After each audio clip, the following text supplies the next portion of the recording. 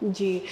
दीदी जैसे आप परमात्मा की याद का कहा तो नॉर्मली क्या है ना कि अभी इतने रिलीजियस में हैं तो सब जो उसमें जो लड़ाइयाँ और सब चल रहा है, तो हमें परमात्मा को किस रीति याद करना चाहिए और सभी के लिए एक ही रीति है?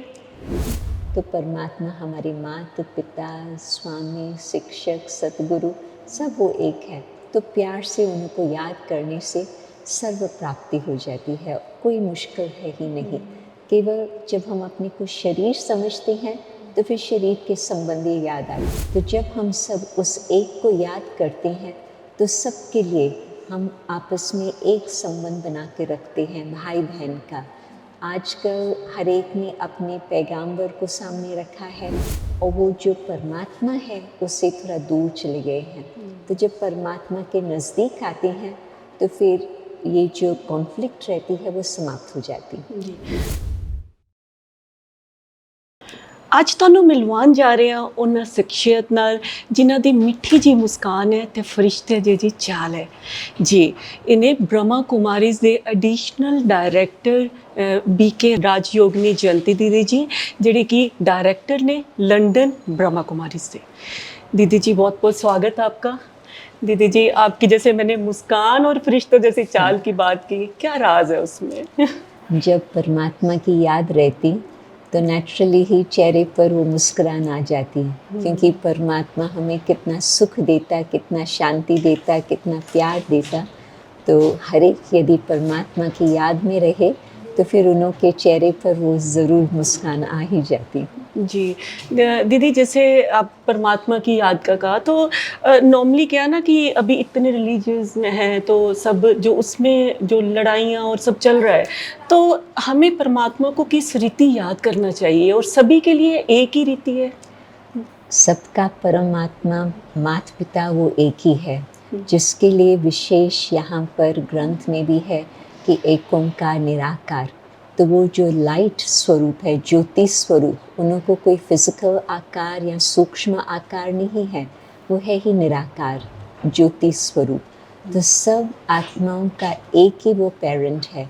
तो जब हम सब उस एक को याद करते हैं तो सबके लिए हम आपस में एक संबंध बना के रखते हैं, भाई बहन का।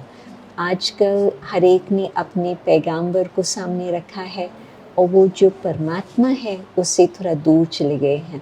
तो जब परमात्मा के नज़दीक आते हैं तो फिर ये जो कॉन्फ्लिक्ट रहती है वो समाप्त हो जाती है। जी। तो दीदी जैसे आपने बड़ी अच्छी बात की, तो नॉर्मली क्या होता है ना कि अगर ब्रह्मा कुमारीज़ की बात करें तो एक मेडिटेशन का एक कंसेप्ट आ जाता है, तो मेडिटेशन को बड़ी एक वो ले लेते हैं कि बड़ी मुश्किल विधि है। तो ये क्या कैसे आप इजी वे से कर सकते हैं? हम तो कहते हैं परमात्मा को याद करो बस। मेडिटेशन शब्द आप निकाल ही दो, योग शब्द भी भूल जाओ। बस जैसे बच्चा अपने बाप को याद करता है, माँ को याद करता है, तो परमात्मा हमारे माता पिता स्वामी शिक्षक सतगुरु सब वो एक है। तो प्यार से उनको याद करने से सर्व प्राप्ति हो जाती है, कोई मुश्किल है ही नहीं। केवल जब हम अपने को शरीर समझते हैं तो फिर शरीर के संबंधी याद आते, परंतु जब हम अपने को आत्मा समझते हैं, मैं भी असल में हूँ निराकार ज्योति स्वरूप आत्मा, भृकुटी के बीच में रहने वाली। जब मैं अपने को आत्मा समझती तो फिर सहज परमात्मा की याद आती है। तो नॉर्मली आत्मा और परमात्मा का कंसेप्ट जो होता है ना, तो बच्चे कहते हैं ये तो जी बड़ा, ये तो अभी क्या हमें ज़रूरत है, ये तो बड़े होने की बात है जब थोड़ा एज में। और उस टाइम में क्या होता है ना कि इतनी परिस्थितियां सामने आ जाती हैं कि जो अगर स्टार्टिंग में जुड़े हुए हो तो फिर वो आपको वो परिस्थिति आप अच्छे से वो टॉलरेट या उसके कह लो कि आप हल उसका मिल जाता है।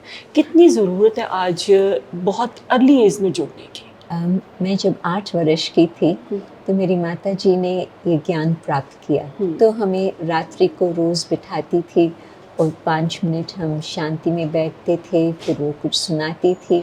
तो वो जो संस्कार डाले जाते हैं वो बड़े जब होते हैं तो उसका बहुत काम आता है। फिर बेशक हर एक अपने जीवन का चॉइस करता है क्या मुझे करना है, परंतु मेन बात है उनकी जो अंदर की नींव है वो परमात्मा से जुड़ी हुई रहती है। बहुत अच्छे प्रश्न आप पूछे, फिर मिलेंगे। जी, जी थैंक यू धन्यवाद। दीदी। ओके। जी।